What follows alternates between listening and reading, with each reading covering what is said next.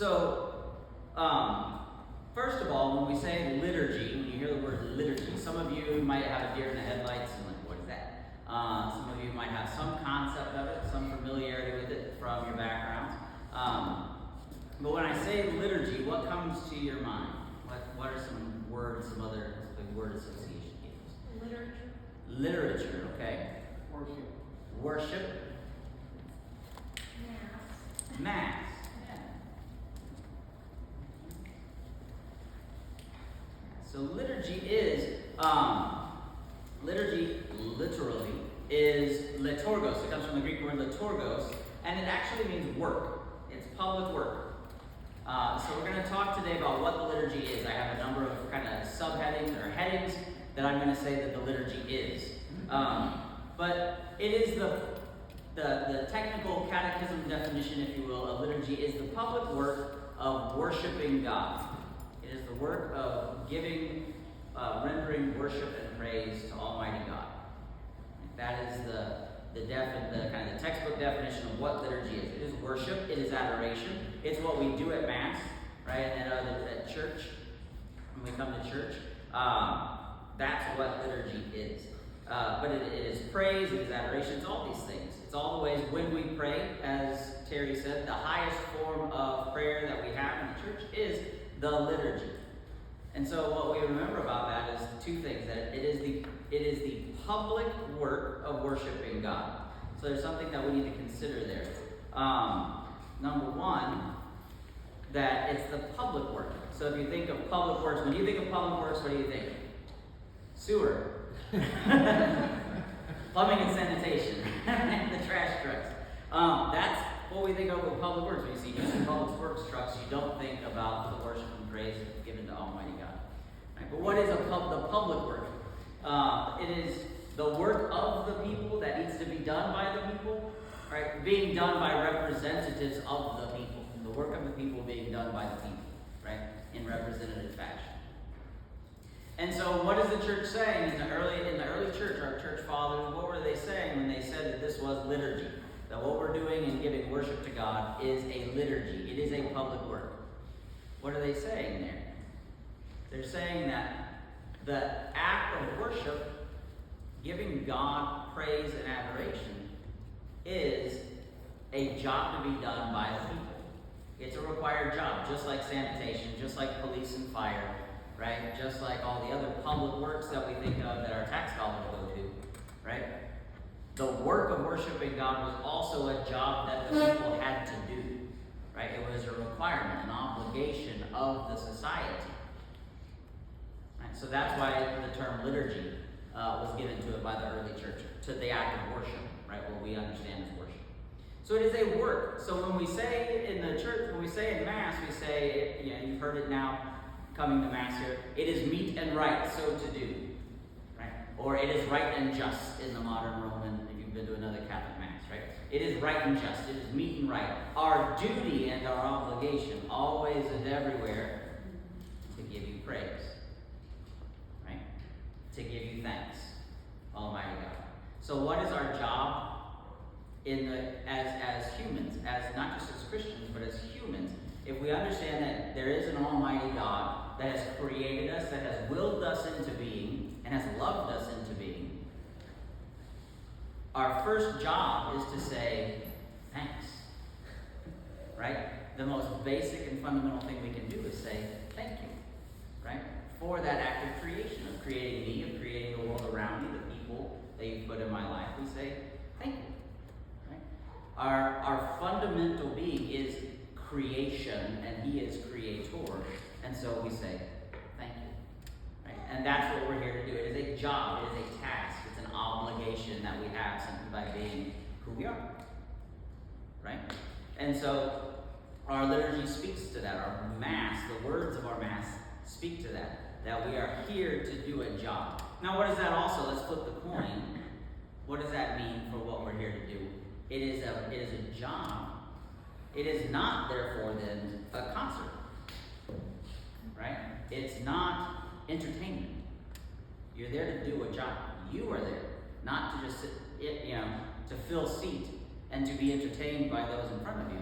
But we together It's the public work. We come together to perform this task, right? And so that's the other side to consider, right? There's the work, so it's a job, right? It's a thing, it's a duty, an obligation that we have, but also it's a public work. It's us. So we are here when we come together on Sunday or any other day we worship. We come to the church to worship. We are not coming to be entertained. We are not coming to be a spectator, right? Or to come to a concert. No matter how beautiful the music is, right? And it is here at Walton, right? Not as lovely as the congregation and the relationships that are formed. That comes naturally. That's cause and effect kind of talk, right? The fact of the matter is that we come here first and foremost because we need to give thanks. And it's in coming and giving thanks, emptying ourselves there, that God empties himself in a reciprocal act of grace coming into our lives. And we'll talk about that in the next spot. Okay? So it's a work, it's duty, it's obligation. It actually, so that when we think about it that way, it is of the virtue of justice. Right? The virtue of justice, one of the cardinal virtues, is giving to the other that which is his due. Right? Giving to the other that which is his or her due. So that's the definition of justice, and that's what we're doing, right? What is due the creator of all things, the judge of all men, right? What is his due, very simply, is thank you, right? And how much can we thank him? Can we come up once and be like, thank you, right? And done? No, right? As much as we can give is still not enough to fill that not the void, I don't want to say a void, but to fill that space, right? That is between his gracious, all gracious love and my meager human efforts at thanks. And so we constantly come back and come back and come back. And lo and behold, he's always there. It's not like he comes back, he's always been there. That's one of the beautiful things about liturgy is when it dawns on us, like, oh, we have these aha moments. But the aha moments of, oh, this is beautiful. Oh, this is grace and life-giving.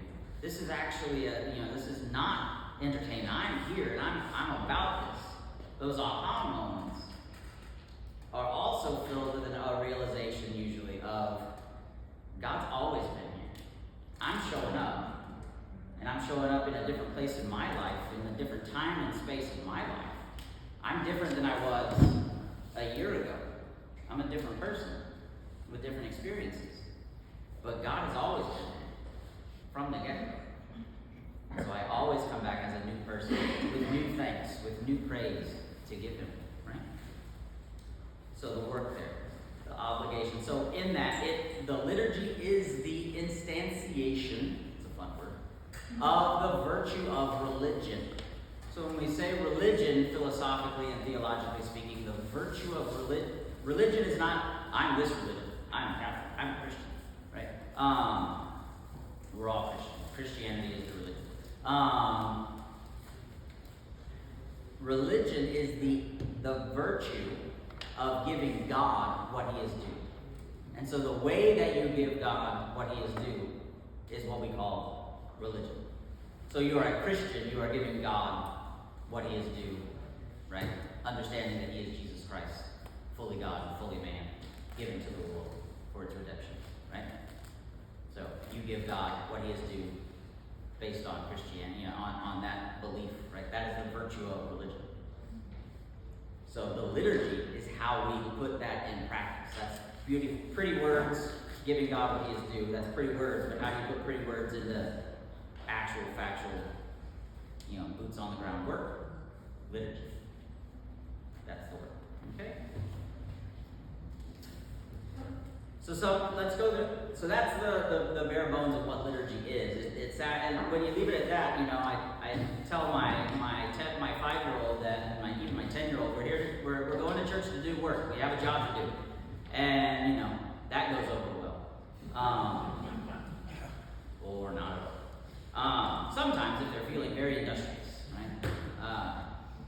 That first few days of doing a chore is really cool, and you feel like, oh, I'm puffed up, and I've got a new job to do, and I'm being responsible and all that. And then about 10 days into it, like, nah, I'm done. So let's talk about some other things that the liturgy is. The liturgy is work. What else is it? The liturgy is playful. And a lot of people don't think about it that way, especially ones who are like really into liturgy. Like my job is to work with liturgists, and there's the old joke of what's the difference between a liturgist and a Nazi? You can negotiate with Nazis. Oh my God. That's the joke, right? Liturgists are renowned for because they're rule followers, right? But there's the tell, right? Liturgy is playful. What is play? Think about sports that you play, or even drama, right? Liturgy is dramatic, right? And dramatic play, right? But you have rules, right? Big Lebowski fan. This is not Nam, it's not either, right? There are rules to follow, and there are roles to play. Right? Sports, everybody has a position, and if the first baseman is trying to do the third baseman's job, that ain't gonna go well, right? Or the quarterback is being the tackle, right? Also not going to go well for you.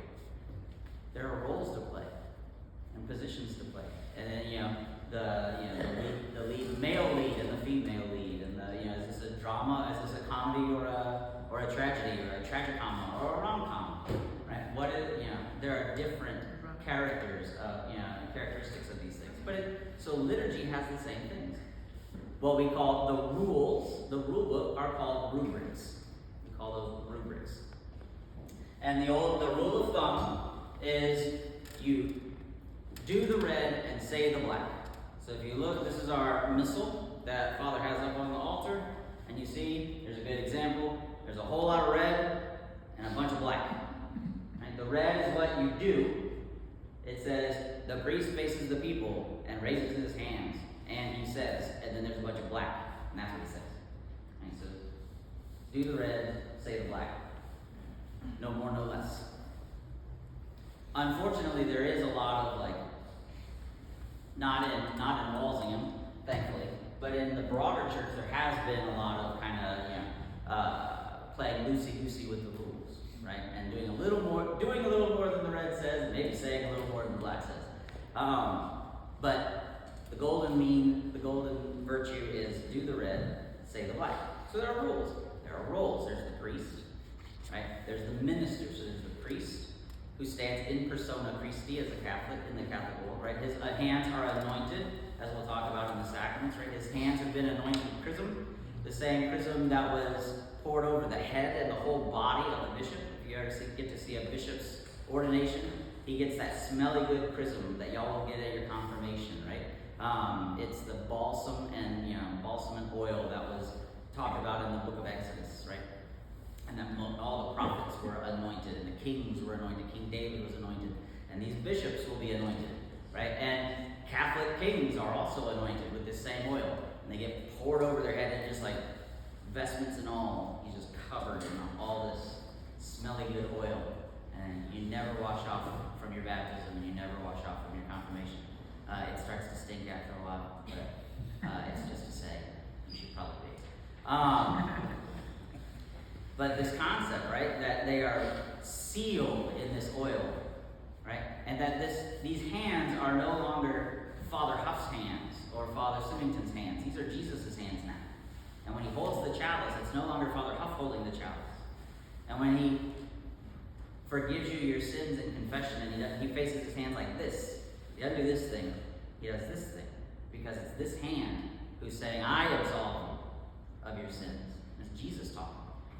Take this, all of you. This is my body, right? Who's holding that body? Who's holding that bread? It's Jesus. It's not Father anymore, right? Because those hands have been anointed, right? So he has a job to play, right? He has a role in this. The ministers, first the deacon, but also the acolytes, and also the little altar servers, the cantor, right? And the choristers up in the front, the ushers, everybody has a role to play. You in the pews have a role to play. Right? We have a role to play. The reason why the center part of the building, the architecture, is called the nave. Right? Nave, as in navy, as in ship. It is the ship of the church. Right? And you think about it that way, we all are just rowing our oars, getting to the promised land. Right?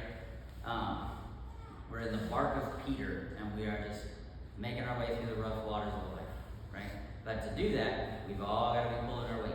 we've all got to be pulling the oar, right? So we all have that task, that job to do.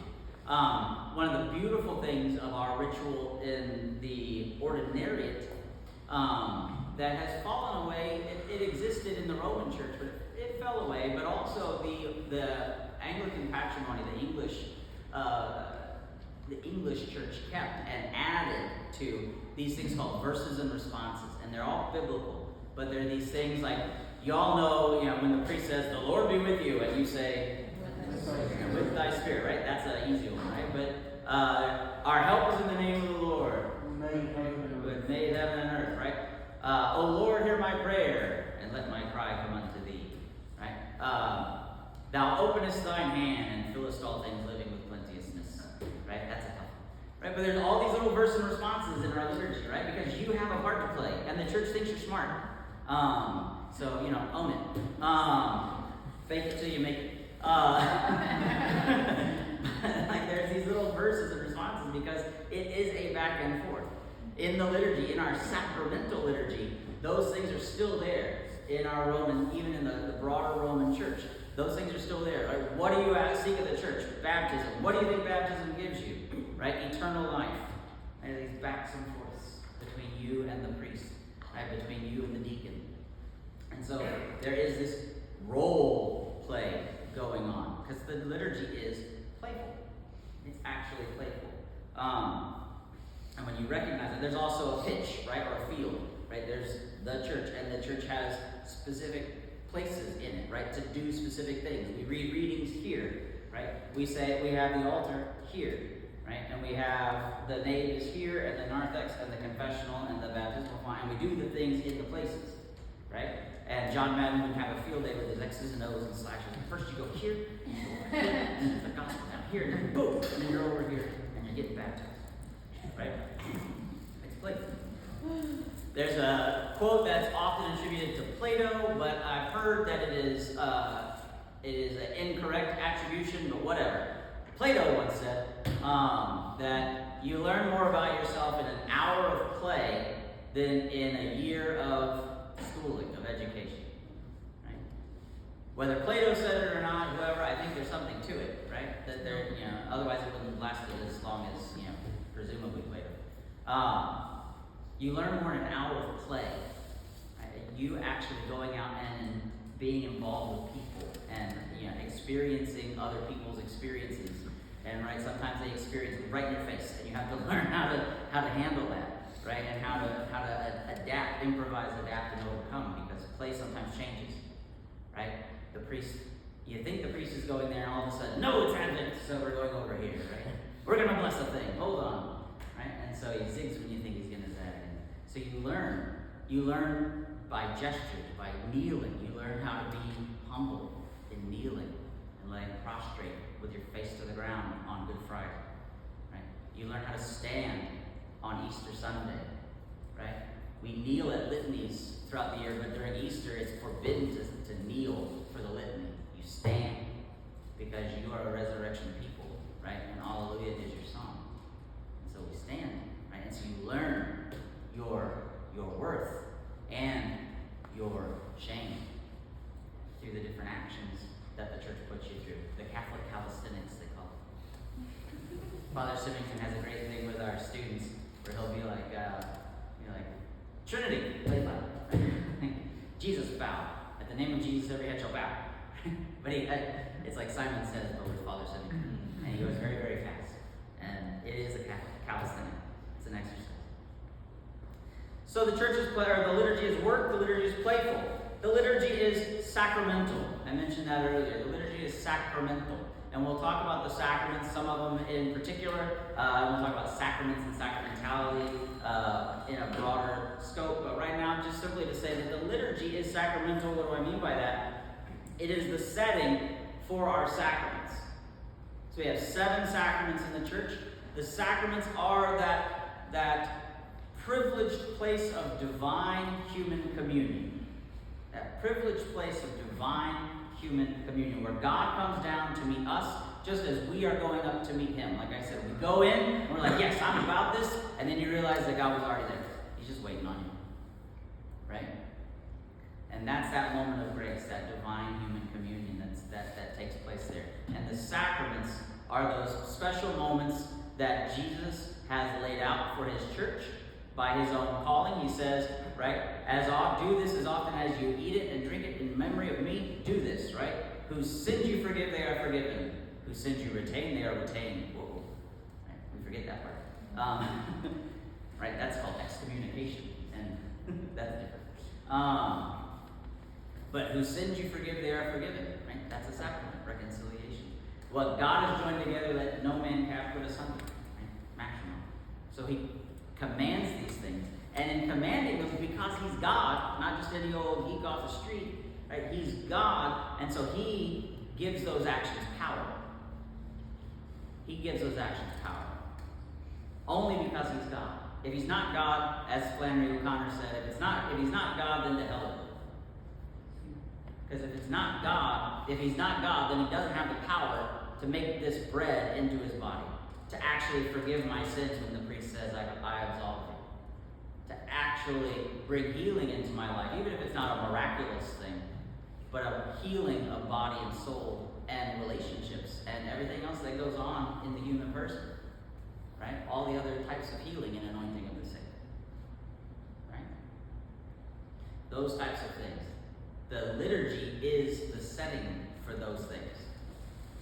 So Jesus gave us those sacraments, and over the course of time and over the course of culture, the church has gathered rituals that express, right? Jesus said, whose sins you forgive, they are forgiven. He did not say, what you're going to do is you're going to get them in a room, and you're going to make them tell you all your sins, and then you're going to say, I absolve you of your sins, right? He didn't say that, right? It's not written in the Bible, right? But over the course of time, the church praying, the bishops gathering in prayer, and four cultures came up with these sacraments. And the sacraments then are liturgical. Right?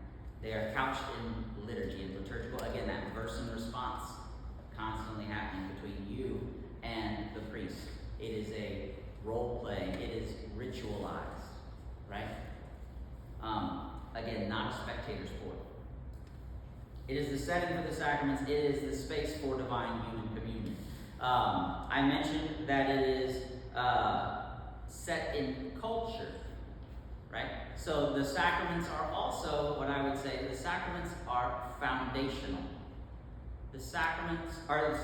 The liturgy is foundational. The liturgy is foundational to culture. The word culture is from cultus, cult, which sounds scary, right? But the cultus in Latin, and it's still preserved in Spanish and some of the other Romance languages, right? Culto is worship. I used to work for the Office for Worship in Los Angeles for my many sins. That was a joke.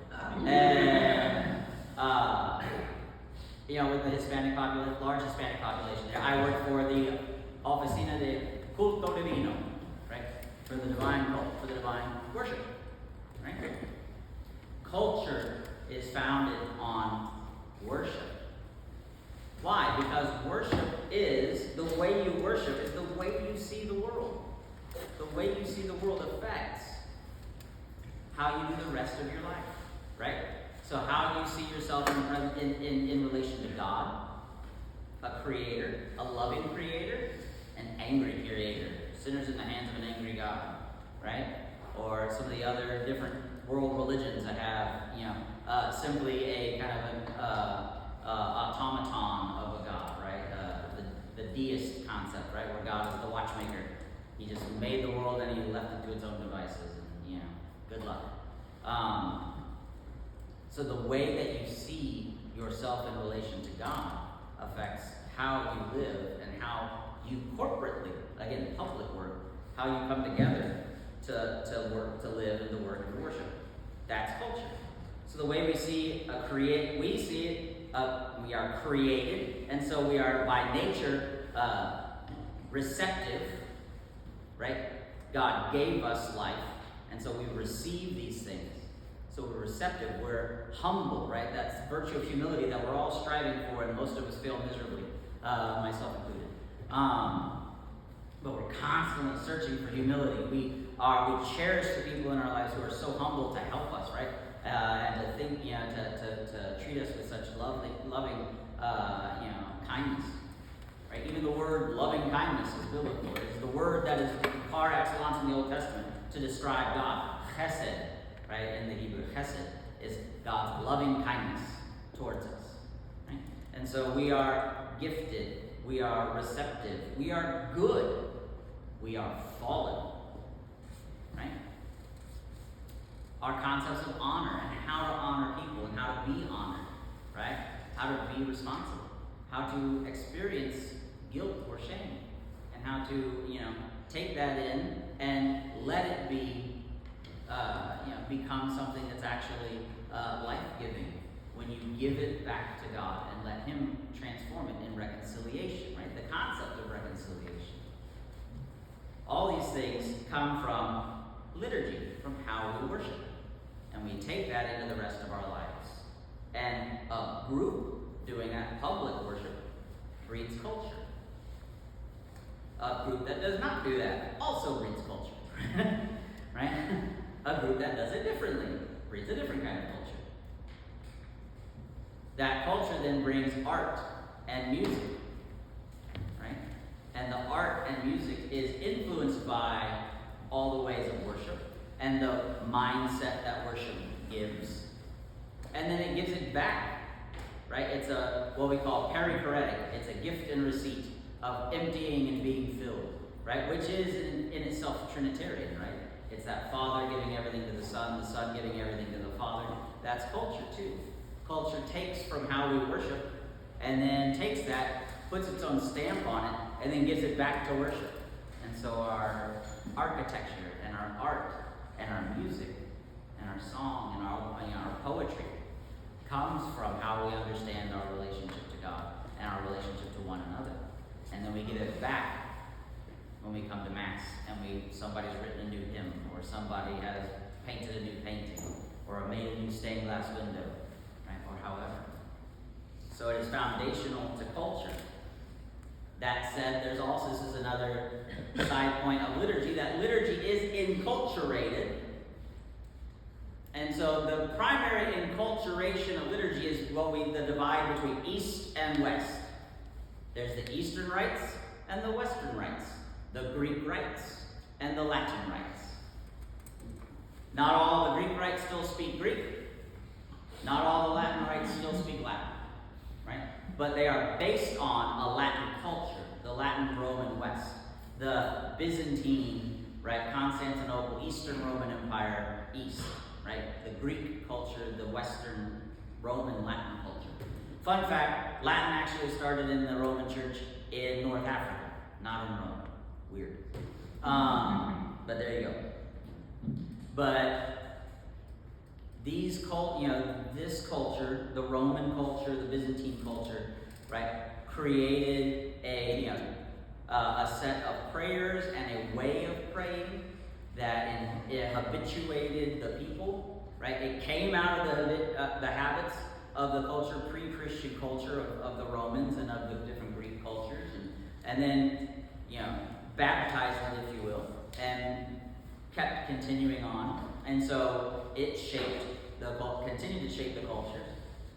There's, in the Latin, most everyone is Rome, because Rome was, ubiquitous. It is Rome, right?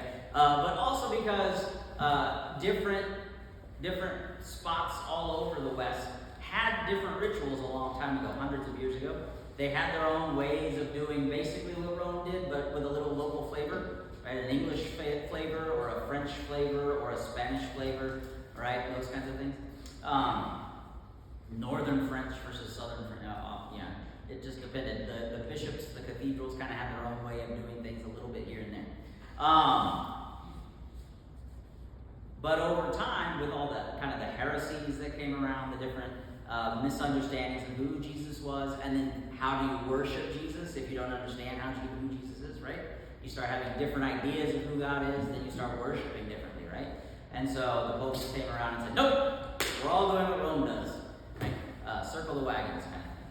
And so those others came, kind of went by the wayside. In the East, they didn't have that. So the Eastern rites still have a number of different enculturated Eastern rites, right? So the Ukrainian rites, you have the Ruthenian rites, and the Syro-Malabar rites, and the Mountain Karite rite, and all these different rites. Armenians, they have their own different ones that are based on the Greek.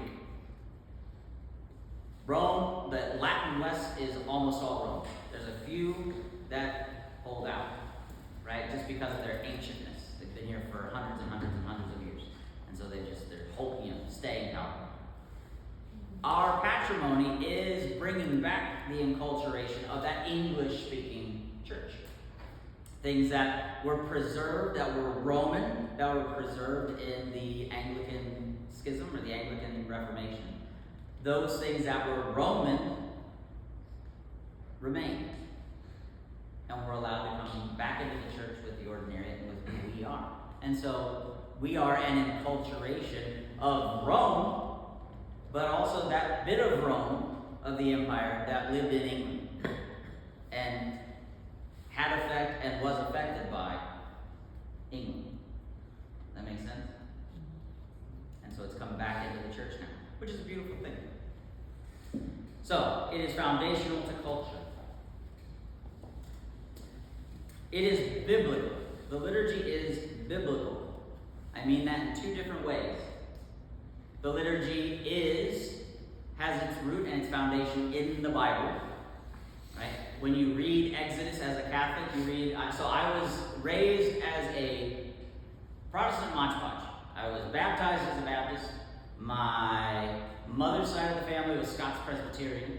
My father, my biological father, who my parents separated, and that's a whole other thing. But he was a Pentecostal preacher. My sister's a Methodist minister and married to a Methodist pastor. My uncle married a Church of Christ girl, so he's Church of Christ. And he doesn't know if I'm getting to heaven, but he loves me anyway. I have a great picture of his son, my cousin, who he was an usher at our wedding here, and they have the incense, right, the thurible, and you've never seen anything like that. And so there's this great series of pictures, fast snap pictures of my cousin, who's probably about 18 at the time. He's standing there at the church door, and the thurifer comes in with the thurible, and there's a picture of him just looking ahead, kind of bored, and then there's a picture of him looking down because this new thing just came into his view. And then his eyes bug out. And then you can see him looking for my uncle up waving his dad waving the front, kind of you see this thing? What are they doing? So, I'm cut from all of this background. But to read Exodus 40, to read Exodus 30 in the 30s and 40s chapters, all the different descriptions of the Holy of Holies, where Moses is told to gather all these things, make an altar, make an altar with bread of presence, make an altar for the sacrifice and the Holocaust, right? Gather, take all the gold, and again, it's a public work. All the people came in, and they brought in all their gold jewelry and all their gems and everything. They brought them all in so that they could offer them as an oblation, as an offering, right? To create all these things, to create vestments, right? All of a sudden you're reading and you're like, oh, those are vestments, right? And they got pretty colored vestments.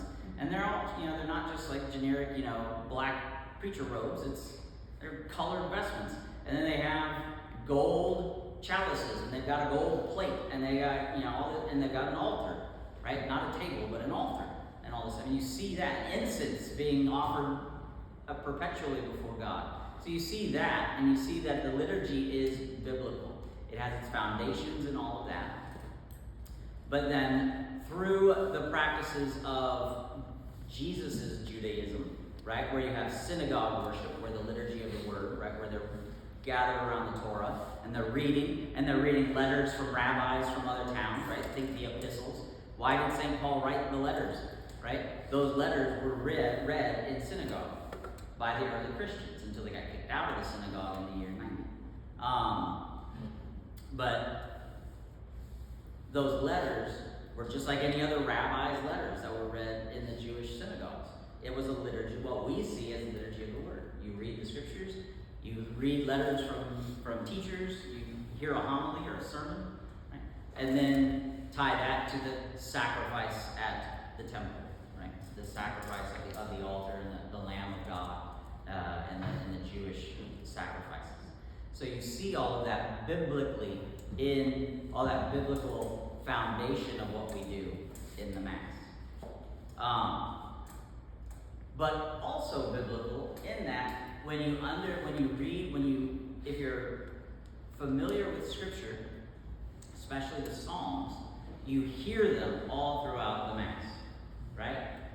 So, the Lord be with you, and with your spirit. Why do we say and with your spirit? Why not my spirit? Why don't the Lord be with my spirit? Why does it got to be with your spirit, right? But that's, when you understand, that's Paul's greeting in his openings to his letters. The Lord be, the Lord be with your spirit, right? And so, bringing that into Scripture. All these different things, the gifts of God for the people of God, right? All these different prayers and are all biblical, and specifically the Psalms, but also throughout Scripture in the New Testament. The words of consecration, all the words of our sacraments are obviously the words of Jesus, right? Or the words of Paul, and the other, or James in the account of anointing, right? James talks about what Jesus told him to do: anoint the sick people. So it's biblical. It's founded on Scripture and filled with Scripture. It's a nice way to put it. It's founded on Scripture and it's filled with Scripture. And so the last thing that I would say is that the liturgy is beautiful. And perhaps most importantly, it is beautiful. When done right, when you're doing the red and saying the black, we have what's called priestcraft. Priestcraft is the ability to do the things and do them well and do them beautifully, right? You can have. I remember there was Mass is done, and the Eucharist is there, and the sacrament is performed, and we're the better for it, and grace is bestowed on those who are there to receive it. But you can have Father who's like standing up there with a microphone in his hand. The Lord be with you. Or you can have a priest who's in beautiful vestments and has got a mind, the mind of, again, he is in persona Christi. One of the things of priestcraft is you'll notice a lot of times a priest will not look at you when he does this thing, because it's not me, like Father in my eyes, right? It is Jesus that you're supposed to be looking at the altar. And so kind of a cruciform action here, right? You're looking at Jesus on the cross when you're looking at the priest. Because it's Jesus at the altar, Jesus bringing the sacrifice to the altar. And so those little things, right? Those are beautiful. Those are orderly. What is beauty? Right? Beauty is the attractive quality of truth. Beauty is the attractive quality of truth. People will look at truth, and sometimes they'll be attracted to it, just truth for truth's sake, right? But sometimes that's a hard pill to swallow when you've not been accustomed to the truth for quite a long time. It's hard to hear the truth and to accept it, right? That's a hard thing, to know you've been wrong for a while and to accept that and move on and accept truth. It can be hard. Goodness is a little easier to accept. You see goodness and there's attractiveness there, right? But the other of the three transcendentals, beauty is just straight attractive. Like there's no, don't pass go, collect $500, whatever. Just that is, beauty is attractive. And it is the attractive quality. All those are wrapped together. What is beautiful is true. And what is true is good. And all those are beautiful, right? They all interplay, they're all interwoven, we call them the transcendentals. Beauty is attractive. And if beauty is present, then truth is somewhere in there. And goodness is somewhere in there. If we're doing it right. If it's really beautiful. So what is really beautiful? What attracts us? What is true, what is good in the guise of beauty? Things that are orderly. Order, like, attracts us, just as humans, right? We're made with bilateral symmetry, and it looks good to us. We wear it well. But you can talk if you're into math or geometry or those sorts of things. There's the Fibonacci sequence, right? And the perfect spirals and all these things. It's built into creation. This symmetry, this order. And when we see it, our eyes dilate, our pupils dilate, our serotonin levels, all these things, our bodies give us away, right? When we see, experience beautiful things, beautiful music, beautiful art, beautiful action, right? Ballet, but also a priest standing at the altar, right? Or an altar server who knows how to give the incense right and doesn't smack people in the face with it, right? They're doing it right. There's beauty to it, and it's part of an orderly progression and procession of events. And it's that order that breeds stability.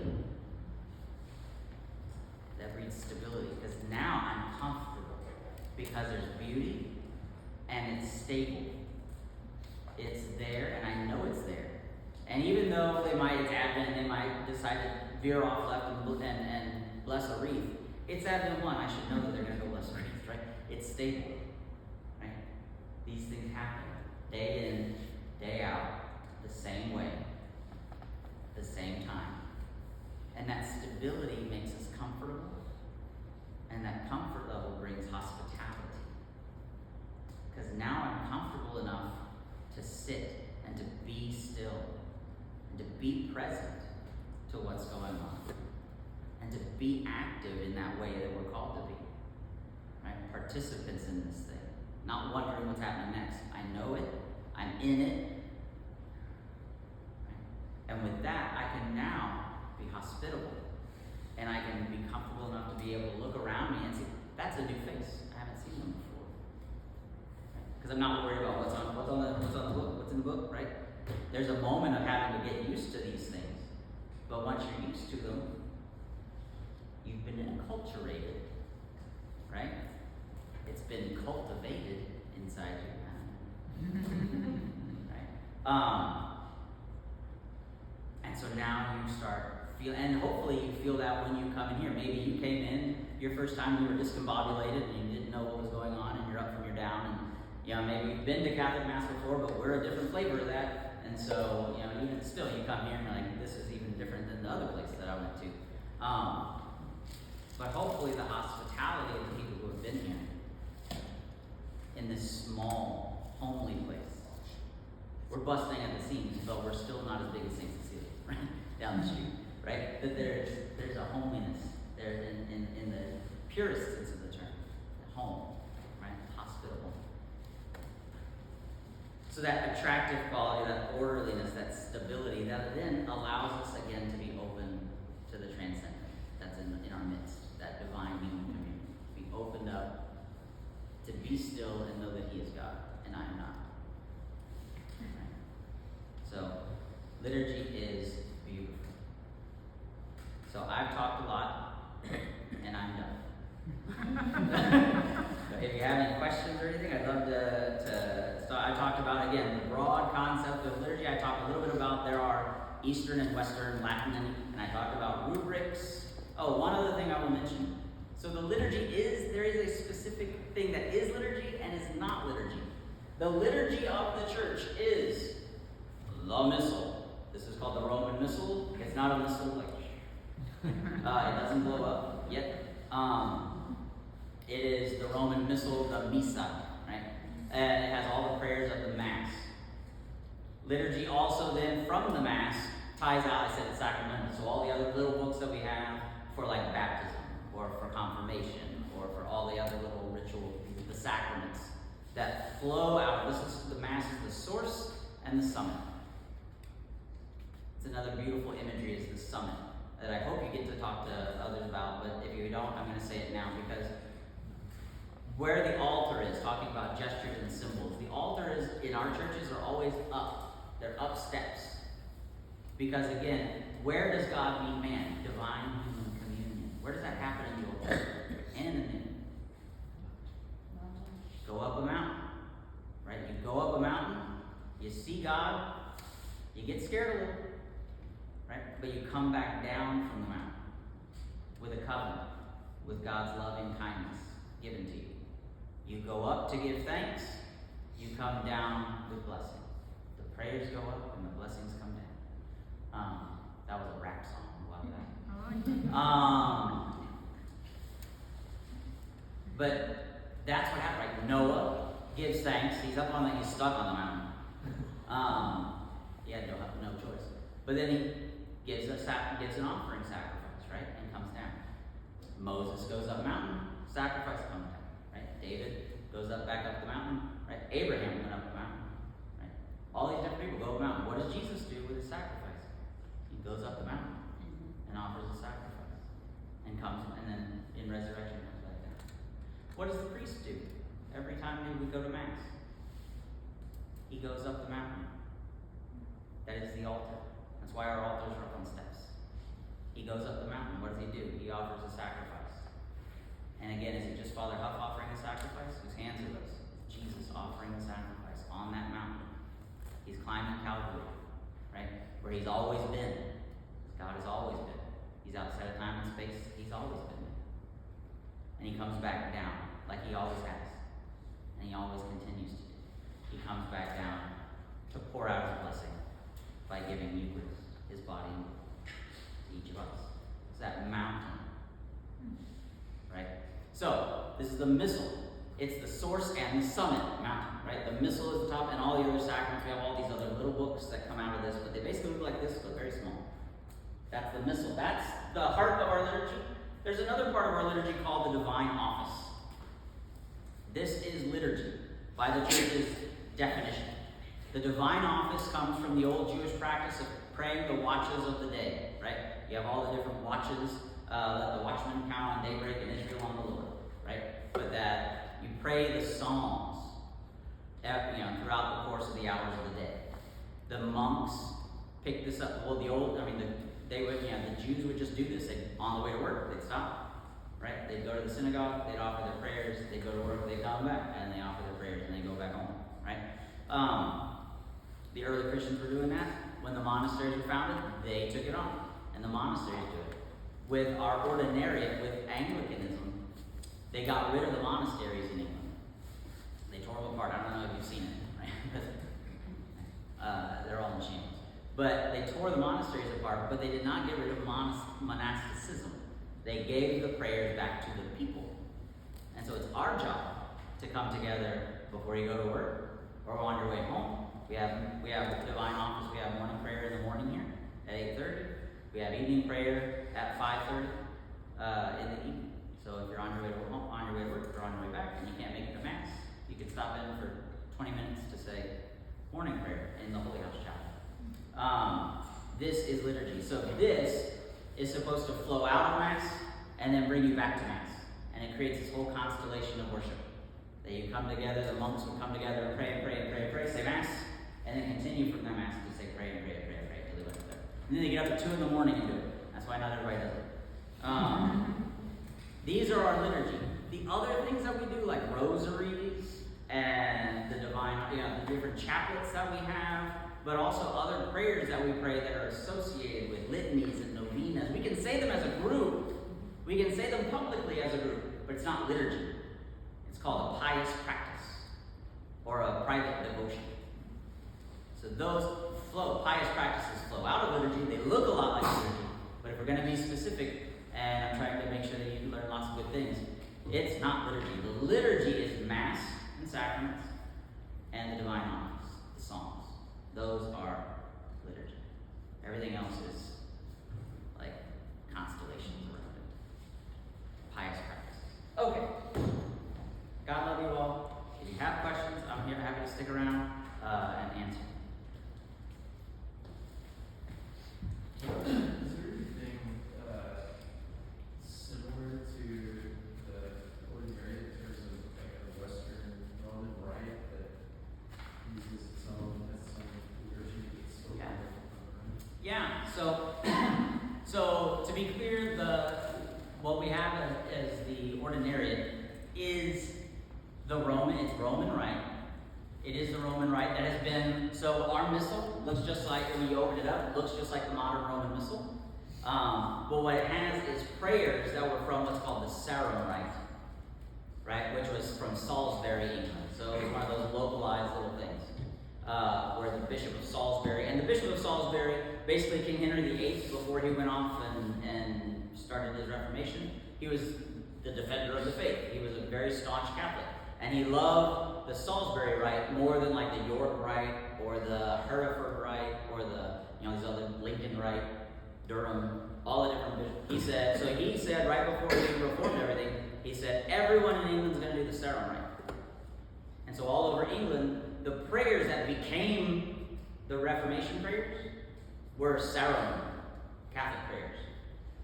And then over the course of time and history, right, then things got with Elizabeth and the Puritans and all these other, they got kind of modulated. So with the Ordinariate, what they did was, you can be in the Roman Church, Roman book, but we will incorporate as much of those old Roman Sarum things that we can keep. Now that's what we are. There are other rites, full-on rites, that are Latin and Latin speaking that are not Rome. Specifically, there is the Milanese rite. Guess where the Milanese rite comes from? Rome. Not Rome. Milan, right? So the Roman rite comes from Rome, the Milanese rite comes from Milan, right? St. Ambrose wrote the Milanese rite in Latin, but he wrote it, it's a different mass altogether. One of the fun facts about the Ordinariate, before the Ordinariate was founded, we used to do a few things that were from the Ambrosian, from the Milanese rite, because Episcopalians, Anglicans had gathered some of these things and brought them in to what they were doing. But Rome said, that's Milanese, that's not Roman. So we don't do it that way, we do it the way Rome does. We're bringing in the Roman things. So they brought in, they had some things like the Circassian prayer, right? The Circassian prayer from the Greeks. They brought that in. And they said, that's Greek. So that goes with it. But the Milanese rite of St. Ambrose, the Ambrosian rite sometimes it's called, that is a Latin rite and has existed since St. Ambrose, who taught St. Augustine. So since the early 300s, it's been around. It's only really there in the north of Italy and south of like Switzerland, Germany. It's in that pocket. And then, so again, like us, small little, but it's enculturated. It is their culture. The Mozarabic rite is in Toledo, Spain. So the Mozarabic rite was an ancient practice of that particular region of Spain. Can't remember where that is, Castile or Leon, but it's that region of Spain. But it way predates like early church father thing. But again, culture. What happened? The Turks came in, right? And they had the what do you call it? Right? You had the Muslim, right, expression for like 500, 600 years, right? From the 700s until Ottoman Empire. yeah, the Ottoman Empire came in. Ottoman Turks came in, right? And then among them you have what were called the Mozarabs. The Mozarabs were the Spaniards who remained Catholic in the Muslim-run Spain. So the Mozarabs maintained that old Spanish Latin mass. But because of the culture, when you hear the Mozarabic rite, some of their chant is like that, has that Eastern Arabic kind of, Muslim even kind of those chant tones that you hear. It's enculturated some of that, and some of also the art and architecture of the Mozarab rite feels very much of that Turkish Spain influence. It's very interesting. You also have different rites that were given to the religious orders. So the Dominicans, if you know the Dominican friars, they wear the white robe with the black cape. The Dominicans, we have sisters up in here. The Dominicans have their own rite, where a house that's run by Dominicans can use that wherever they are in the world. So if there's a Dominican house, they might use Dominican rite. What flavors them, it's very Roman. There's a few different prayers, collect prayers and stuff, but also like where our priests stand like this, right? Or more like this, right? They stand like this when they say their prayers, right? In a lot of it, so very obviously cruciform. There was some of that in Sarum too, but not a lot of our guys do that. And it's their chant that's that's different. So if you've heard the Salve Regina, the Roman Salve Regina, that most everybody Salve Regina, Mater Misericordiae. If you hear a Dominican sing it, it sounds nothing like that. Right? And that's from their right, because they have their own way. It's the same prayer, but the music, the musification of it is different. So, yeah, those are examples of Latin rites that still exist that are not Roman rites. And again, they're small and enculturated, just like we are.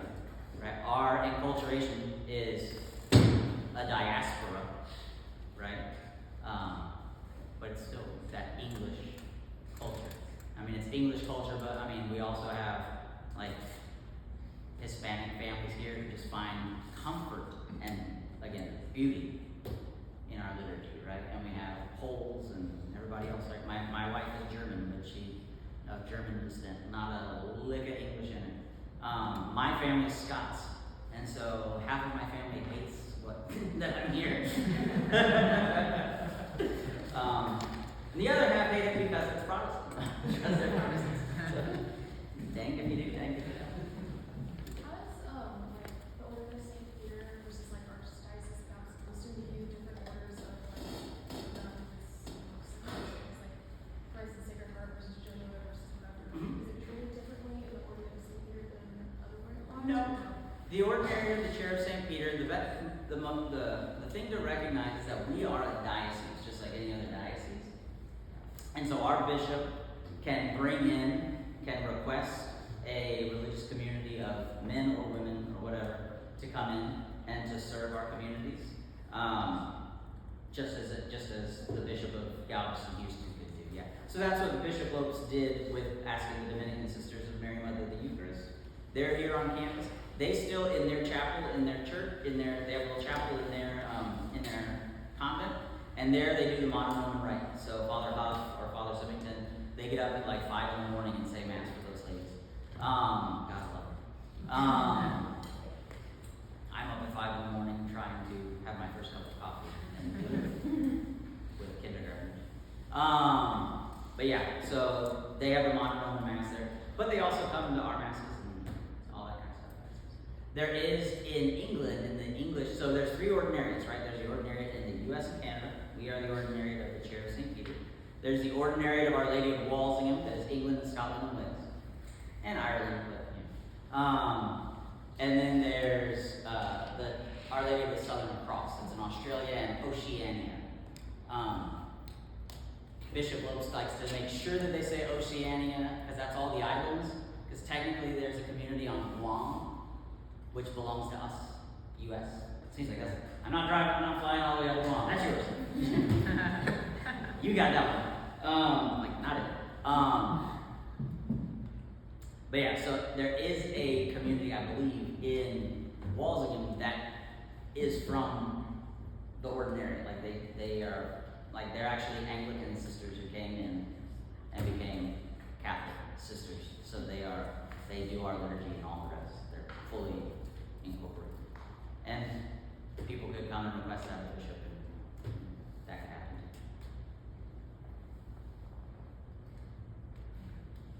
Questions? Those are good, thoughtful questions. I'll take silly questions. All right, fine. Does the ordinariate have any plans to establish any monastic houses anywhere? No plans to do so. We had a group that tried to kick off that were the Gilbertines, and that was an interesting little experiment. It didn't work. They were guys who came over. They were from a foundation of Benedictines, Anglican Benedictines. And so when they came in, they wanted to maintain a monastic, but there's 2 of them. It's so hard to have a religious community. And so it just kind of died on the vine, as it were. And so now they're members, they're regular priests of the ordinary and have a parish and all that, but they still maintain their own personal spirituality of that nature.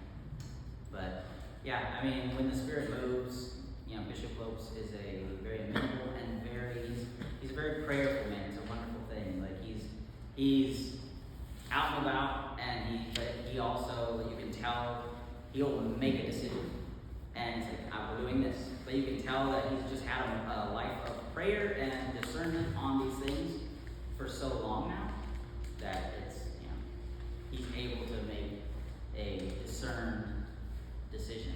Like, he just knows when the Spirit is there. He's a very prayerful man in that. And that's a beautiful thing. So, one of these days, maybe. Well, God love you all. Have a wonderful evening. And I'll stick around if you just have little one-offs. But otherwise,